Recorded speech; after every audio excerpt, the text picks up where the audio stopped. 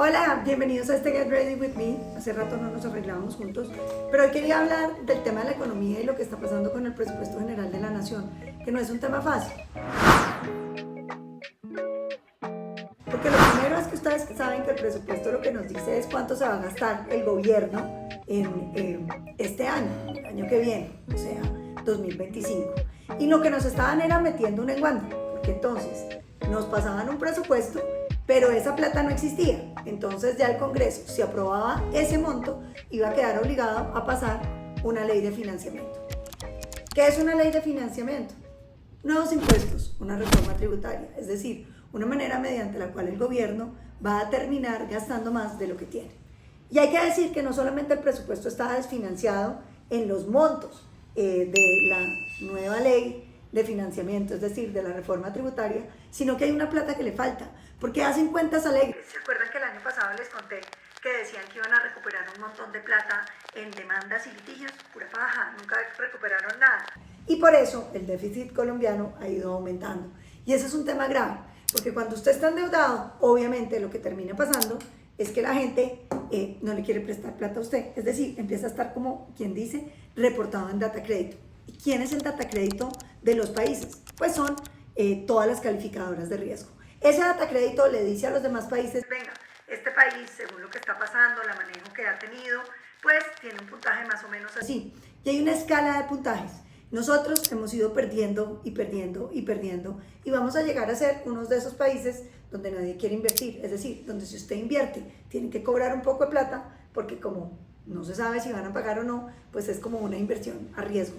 Y eso es lo que le está pasando a Colombia. Cada vez que se debilitan las finanzas públicas, que se toman decisiones loquísimas, pues empiezan a decir Colombia se está volviendo mala paga.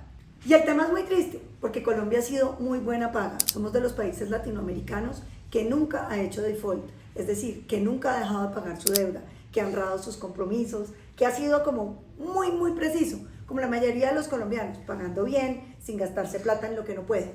Pero ahora hemos tenido un presidente que ha sido bastante complicado. Entonces, ¿por qué Gustavo Petro ha resultado dañando la economía colombiana? Primero, porque todo el mundo se pregunta qué decisión nueva va a tomar. ¿Y por qué digo esto? La primera decisión que impactó sustantivamente las finanzas colombianas fue lo de los hidrocarburos. Imagínense que más o menos entre el 20 y el 25% de las finanzas públicas depende de lo que pagan los hidrocarburos. Estamos hablando de los impuestos del carbón y del petróleo. Les voy a dar un ejemplo. Cerrejón solo paga 10 billones de pesos de impuestos. Cuando Cerrejón le dicen que ya no va a poder exportar, que le prohíben exportar a Israel, que se pierden más de 500 millones de dólares, pues no solamente pierde Cerrejón, también perdemos todos los colombianos, las regalías y los impuestos de la empresa, que este año va a facturar más o menos 40% de lo que facturó el año pasado. Pero no solamente estamos hablando de los hidrocarburos, imagínense Ecopetrol. No estamos hablando solo de la depreciación de la acción, que ha perdido 50% del valor. 50% más es más de la mitad del polvito que menos de lo que me queda a mí, mejor dicho. Y les digo una cosa, el tema de que se desvalorice Ecopetrol no solamente afecta a los pequeños propietarios, es decir, toda la gente colombiana que tenía acciones de Ecopetrol, sino sobre todo al Estado, que es dueño de la gran mayoría. ¿Y eso qué significa? Pues que el patrimonio que teníamos los colombianos se encogió. Y a eso hay que sumarle un tema muchísimo más grave. Y es que como Ecopetrol ha renunciado a todos los buenos negocios que tenía, pues las utilidades de Ecopetrol van en picada. No solamente significa que esos pequeños accionistas van a recibir muchísimo menos, sino que el Estado colombiano, la plata de todos los colombianos, disminuye. Y Ecopetrol era una renta muy significativa de la plata colombiana. Ya, no nos va a llegar. Échese sombrita para olvidarse de eso. También hay que decir que otra de las razones por las que Gustavo Petro ha afectado a nuestra economía es por las altísimas tasas de tributación. Cuando a usted le ponen unos impuestos que son los más caros de la OCDE, pues evidentemente las empresas empiezan a no invertir. Eso se muestra en la caída de la inversión que hemos tenido. Pero no solamente la inversión, ustedes dirán, ¿y qué es eso? Pues es la plata que llega a Colombia, la gente que saca plata y que quiere montar nuevas empresas. Yo pregunto, ¿usted invertiría en Colombia si puede invertir en países donde los impuestos son más baratos? Finalmente, uno está como en una especie de competencia entre países que ofrecen menos impuestos, que le ofrecen más beneficios, y los países que no ofrecemos nada, como los colombianos, que además de ofrecer violencia, extorsión, grupos ilegales, le ponen unos impuestos bien caros. Dígame quién va a venir a invertir. Es un panorama oscuro, casi como esta sombra que me eché. Y no solamente son las empresas grandes que están aburridas, son también las empresas pequeñas. Yo no sé si vieron que todos los comerciantes de Colombia, en su gran mayoría, consideran que las cosas van mal, y van mal, porque le pusieron impuestos, por ejemplo, disque saludables, que resultaron siendo el IVA de los pobres. 70% de los productos de las tiendas de barrio resultaron gravados, y por supuesto las tiendas de barrio han reportado una caída de sus ventas y han cerrado una cantidad de tiendas de barrio, sin contar la cantidad de empresas, la cifra histórica de empresas que han cerrado en Colombia. Y entonces, si cierran las empresas, yo pregunto, ¿quién va a pagar impuestos? Y es que el gobierno toma decisiones, pero las toma tarde o no las toma.